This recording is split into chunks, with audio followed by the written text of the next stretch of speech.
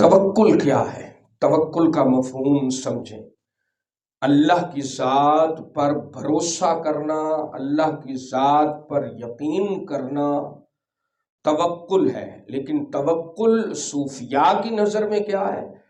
صوفیاء کہتے ہیں کہ توکل یہ ہے کہ جو اللہ کی طرف سے وعدہ کیا گیا ہے اس وعدے پر دل مطمئن ہو، دل اطمینان میں ہو کہ میرے اللہ نے جو میرے ساتھ وعدہ کیا ہے، ان اللہ یرزق من یشاء بغیر حساب، رزق دینے والا کون ہے؟ اللہ۔ رزاق اللہ کی ذات ہے، رازق اللہ کی ذات ہے، مالک اللہ کی ذات ہے، خالق کائنات اللہ ہے۔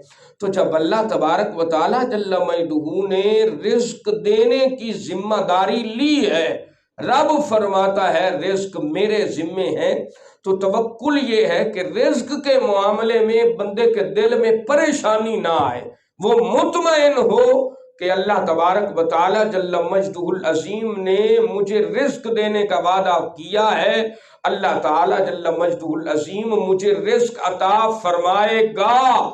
اس معاملے میں کسی قسم کی اسے پریشانی نہ ہو تو اسے توکل کہا جاتا ہے۔